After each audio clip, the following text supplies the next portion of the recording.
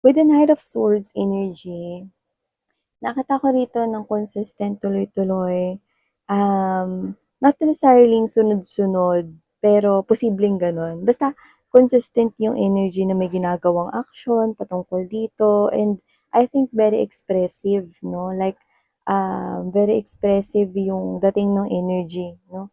Kung may gusto ritong gawin or mangyari, tuloy-tuloy yung ginagawang efforts about that. So, alamin natin ano pang meron. Oo, tuloy-tuloy yung ginagawang aksyon while inoobserbahan kung meron ba ritong pagbabago, yes, changes, puwedeng improvements 'no, while doing some kind of actions. Puwedeng ikaw 'to, na parang may ginagawa ka ritong mga aksyon, tapos inoobserbahan mo rin kung parang nagkakaroon ba ng positibong, pagbabago or yung mga inaasahan mong positibong pagbabago kung ano man 'tong mga ginagawa mo dito. Uy, anong drama 'to? With the Eight of Cups energy, sa tingin ko mga babes 'no, dito sa limang baso na 'to na medyo sad ka 'no, medyo sad boy or sad girl ang datingan mo dito. LGBT, of course, welcome rin kayo mga mahal, just take how this resonates. Pero dito nakikita ko 'no, na with this Eight of Cups energy na parang medyo may drama tayong nakukuha sa energy mo 'no, pero alam mo for some reason nakikita ko na medyo lumbay-lumbayan ka rito 'no, pero hindi talaga sad yung nakukuha ko rito sa Eight of Cups. Ewan ko, I don't know, pero tingnan natin 'no, let's keep, moving. Kasi pansinin mo yung buwan, ang laki ng buwan na yan, parang meron kang napakalaking bagay na hindi nakikita 'no, pero lungkot-lungkutan ka rito. Siguro yung mga pagbabagong iniisip mo, hindi mo nakikita yun or feeling mo iba yung nangyayari. It's contrasting 'no, parang iba yung nangyayari sa gusto mong mangyari 'no. Pero dahil dun sa malaking buwan na yun, sa tingin ko may hindi ka rito nakikita. Yan ang alamin natin. Ano nga ba yung hindi mo nakikita na yun 'no? So, I think parang nasa harapan mo na yung malaking buwan 'di ba, pero hindi mo pa rin nakikita. Ayan 'no. Kasi nga, it's still hidden. Okay. Let's see, let's see, let's see, let's see, let's see. Pero, nararamdaman ko dito mga babes 'no, na kahit sad boy or sad girl kayo dun sa parte na yun 'no, parang iba, hindi sad yung nakukuha ko rito sa reading mo.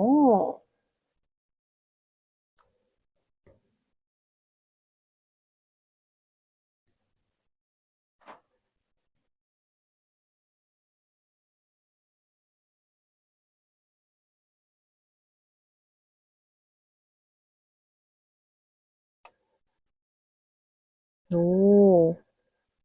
Okay, so ilatag naman na natin lahat mga babes na bago natin tuluyan 'no, tuluyang basahin ito for you guys. Pero mukhang nakakaramdam ako rito 'no, ng ngiting tagumpay kayo here. Yan, tingnan natin. Yun 'no, tignan mo nga yan mga babes. Ngiting tagumpay nga talaga kayo rito with the Two of Cups energy. So alamin natin 'no, anong klase ba ng mga energies or kwento ng mga energies 'no, ang nahagip natin for today, 'di ba? So yan, nailatag naman na natin all. Ganda guys. So, hi and hello there collective. Maraming salamat sa iyong oras at pagtambay dito sa channel na ito. At kung interesado po kayo yung iba po nating mga links sa channels na ating iba pang mga channels ay nasa description box. Wala tayong gender dito, babae, lalaki, LGBT, lahat kayo. Pwede ninyong i-flip yung roles if you want. Of course, at the end of the day, palagi po kayong may free will. So nakikita ko rito mga babes, no? Yun na. Sa iba puwedeng tapos na 'to, sa iba puwedeng nangyayari sa kasalukuyan at sa iba ay hindi pa, at isang prediction sa inyong future. Pero dito malinaw na malinaw with the Four of Swords energy, King of Swords right here, Ace of Cups, you know. I think this is your energy, the Chariot and the King of Cups. So, ibig sabihin, posibleng kayo 'to na may nagustuhan kayo, na-develop yung feelings mo sa kanya, hanggang sa yung, pagkagusto mo is naging love na, 'no? Yung parang ikaw 'to na dumaan sa proseso yung feelings mo bago mo minahal yung person na yan, 'no. So, posibleng nagkasama kayo sa isang sitwasyon, baka kaklase mo siya, 'no, or baka katrabaho mo. Kung ano man yung sitwasyon rito, 'no, nakita ko na parang yun yung nagpalalim pa more ng inyong koneksyon ng person na 'to at ng damdamin mo rin para sa kanya. So, itong person na 'to, 'no, maaaring nag-offer ka sa kanya ng iyong love and affection. So, puwedeng yung iba sa inyo, sinabi niyo yan sa kanya 'no, ng direkta. Like sinabi niyo sa kanyang gusto niyo siya or mahal niyo siya or may feelings kayo sa kanya, 'no?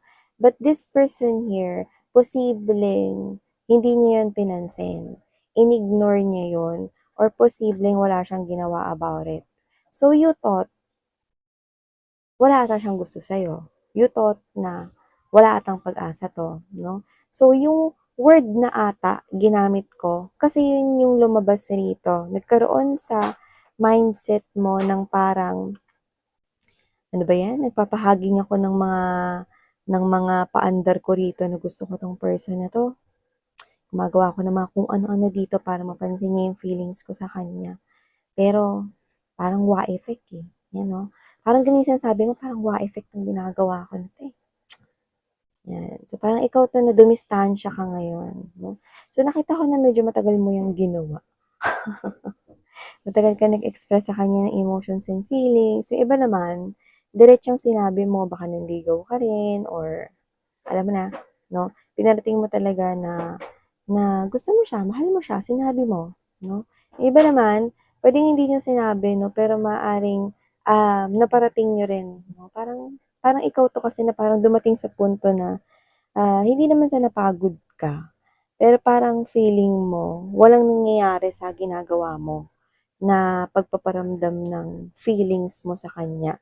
So, posibleng hindi mo naman sinabi ng diretso pero ginagawa mo yung mga bagay na nagpaparating na posibleng gusto mo siya. Okay. So, dumating sa punto na kahit hindi mo yun sinabi ng diretso para sa iba sa inyo, posibleng sinabi mo sa kanya rito may sinabi ka sa bandang huli, eh, 'no, bago ka dumistansya. Maaaring sinabi mo na, "Ano ba 'yan, manhid ka ba? Hindi mo ba alam? Kakainis." Parang gano'n ka 'no, parang nainis ka dun sa punto na na parang feeling mo binabalewala ka niya, wala siya ritong pakialam at concern sa nararamdaman mo. Pero alam mo kasi itong tao na 'to with the Four of Swords energy, King of Swords right here, ganito kasi yan, eh. Alam mo kasi mga babes, minsan kasi hindi natin alam na gusto na pala natin yung isang tao, 'yan 'no. So, gano'n yung nakita ko sa kanya. Hindi niya alam na gusto ka pala niya 'no, up until dumistansya ka. In-avoid mo siya, hindi mo na ginagawa yung mga usual mong ginagawa na mga pa-sweet na mga gestures or mga actions mo. Ano ba yan, marami yan 'no, depende sa diskarte mo. So yung iba kung katrabaho mo siya 'no, araw-araw siguro binibilhan mo siya ng merienda o kaya ano, pang coffee break mga ganyan 'no, or whatever. Hmm, pinapakita mo sa kanya tuloy-tuloy, hindi mo na yun ginawa, okey? Hindi mo na yun ginawa kasi parang inisip mo rito, "Ay tigil ko na nga 'tong kalokohan ko sa kanya. Hindi ko na gagawin yung mga ginagawa ko sa kanya rito." Yan 'no, parang ikaw 'to na hindi ka naman talaga sumuko, parang nakita ko na nainis ka lang, yan. Magkaiba kasi yun, eh, 'di ba? Minsan kasi naiinis ka lang pero hindi ka naman tumitigil. Pero dito nakita ko tinigil mo yung mga ginagawa mo para sa kanya pero yung feelings mo hindi tumigil. Yan 'no, para malinaw tayo dun, ah. So nakita ko rito na meron talagang mga tao na hindi nila nare-realize na, gusto na pala nila yung person 'no. So nakita ko dito na mukhang na-figure out niya na dun sa mga pag-iwas mo 'no, na gusto ka pala niya. Hindi dahil hinahanap-hanap niya yung atensyon mo 'no, na na binibigay mo siya ng atensyon, hindi sa hinahanap niya yung mga binibili mo sa kanya, mga binibigay mo mga pagkain or kung ano-ano man 'no, napag-express mo rito na gusto mo siya 'no, hindi dahil dun. Kundi I think matagal ka na rin niyang gusto, hindi niya lang yun nare-realize, you know. So, kasi lagi ka kasing nandiyan, yun yung nakikita ko rito, eh. Parang you always make yourself kasi available, eh, 'no? Parang ikaw 'to na parang just one call away, just one text away, kahit hindi ka niya kailangan, nandiyan ka eh. Ganun yung kita ko rito. You are always present. Yan. So, dito, mukhang ikaw to, no, na umiwas, dumistansya, no? At dahil nga dyan, dito na figure out niya na gusto ka pa rin, ka pa rin pala niya, no? Gusto ka rin pala niya. Yan, nabubulol. Gusto ka rin pala niya, you know. So, nakikita ko rito na posibleng yung iba sa inyo, no, yung pagdistansya na ginawa ninyo, posibleng lumipat kayo ng ibang trabaho, no, like, kung posibleng katrabaho niyo siya, lumipat kayo ng trabaho or work. O yung iba naman, no, pwedeng umiwas, like literal na hindi hindi hindi na kayo yung gano'n, no, na nagpaparating sa kanya ng obvious na gusto niyo siya. Posibleng hindi naman kayo lumipat ng work or hindi naman kayo lumipat ng bahay, pero yung iba, yes. Ayan, oh, nakita ko yun rito. So, meron talaga kayo ritong ginawang pag-iwas at paglayo kasi feeling mo wala nangyayari. Yan. Pero dito, nakita ko, no, na hinahanap ka niya. Ayan, no. Hinahanap-hanap niya yung atensyon na binibigay mo sa kanya noon. At tingin ko yun yung nag-trigger para matuklasan niya or ma-figure out niya yung totoong feelings niya sa'yo, no? Ano ba yung status mo sa life niya, 'yan, no? So, this person here starts to realize na espesyal ka pala. Oo, 'no? May mga gano'n talagang tao na parang 'pag wala yung person, saka mo hahanap-hanapin, 'pag nandiyan, yung pinapansin, 'di ba? So, dito kasi hindi naman sa intensyon niya na hindi hindi ka pansinin, pero sa tingin ko, hindi lang siya yung tipo ng klase ng energy na ano, na puwedeng hindi yung love yung focus niya ngayon, baka may iba siyang priorities in life or ganito lang talaga siya. Ayun 'no, kasi parang hindi siya magaling mag-express ng emotions and feelings niya, 'yan 'no. Pero gagawa ito ng movement, ayan 'no. Six of Cups energy. This is someone here, no, nagagawa ng movement or action out of emotions and feelings.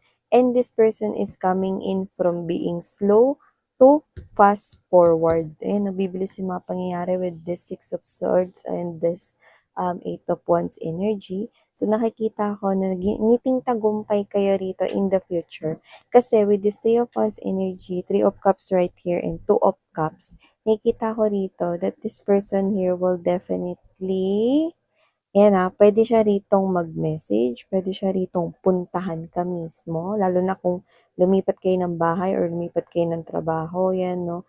O yung iba magpapadala ng mensahe rito 'no, pero nakikita ko rito na ito ay isang importanteng communication para sa'yo.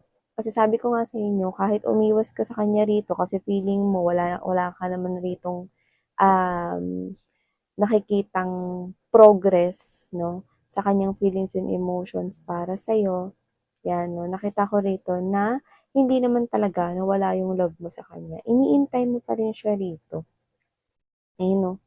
Hindi pa rin nagbabago yung feelings mo sa kanya at wala ka pa ring ibang nagugustuhan.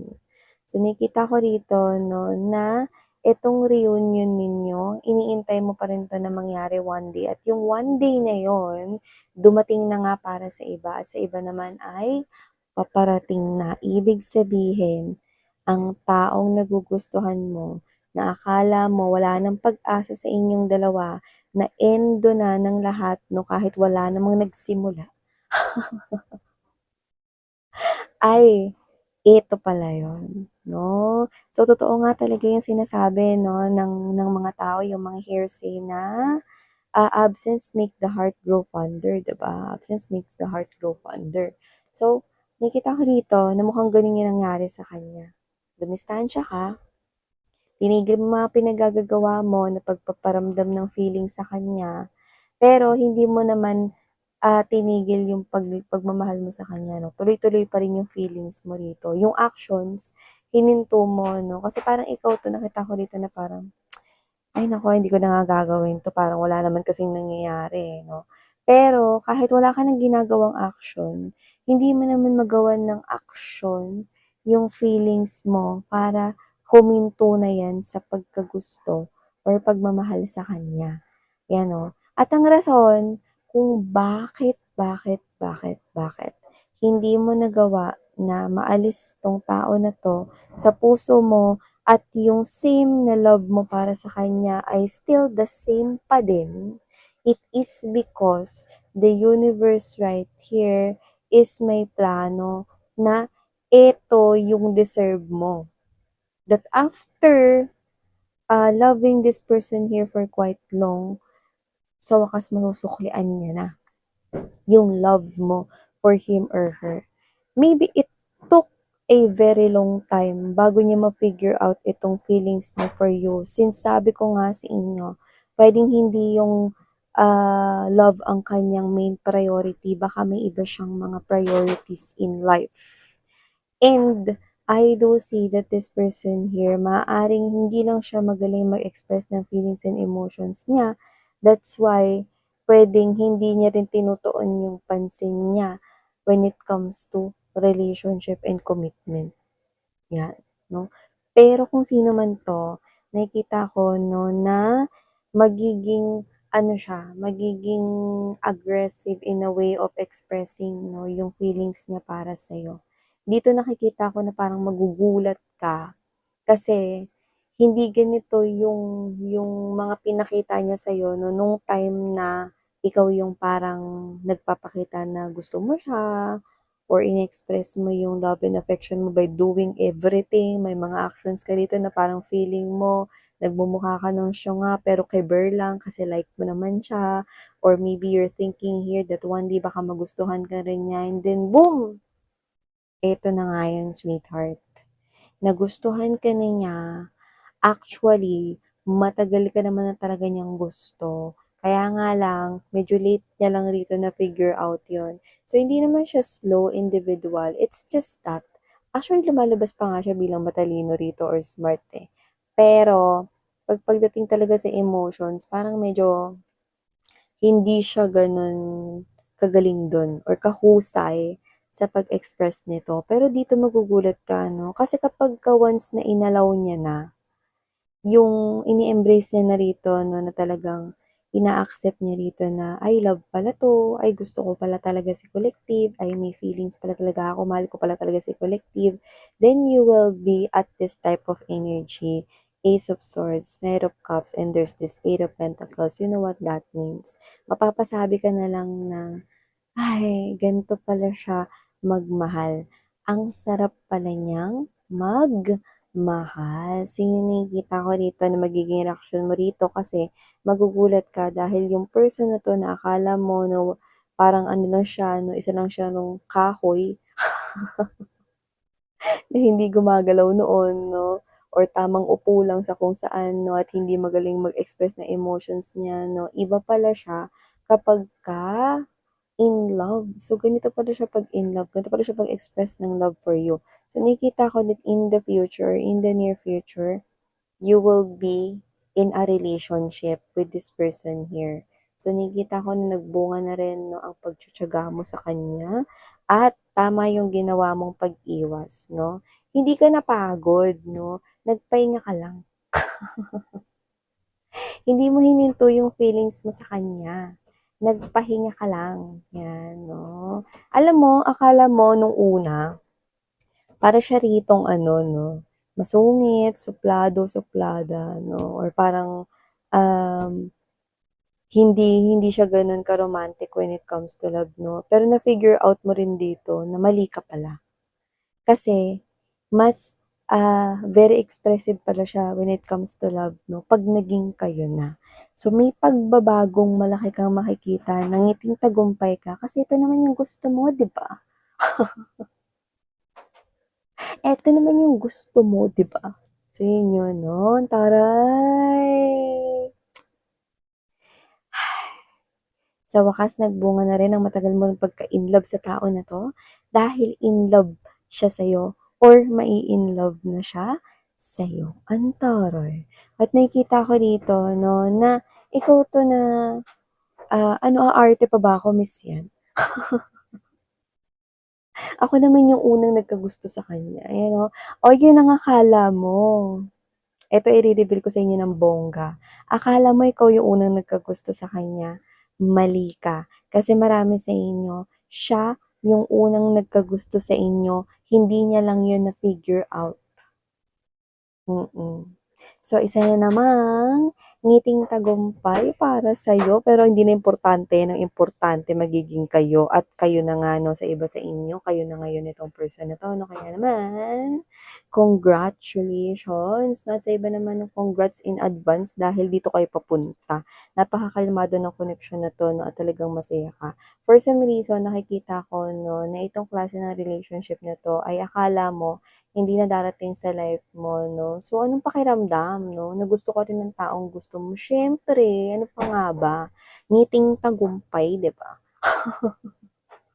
Nakikita ko lang kayo rito 'no, na holding hands together, mapa-figure out mo 'yan 'no, na, ay ganito pala siya magmahal, ay ganito pala siya, ang clingy niya pala, pero okey lang, gusto ko 'to, yung mga ganyan 'no. So, nakikita ko that you're gonna enjoy your company with this person, yung mga moments ninyo that you will share together, and I'm picking up that you will be so happy na magiging commitment or committed kayo in a relationship together with this person.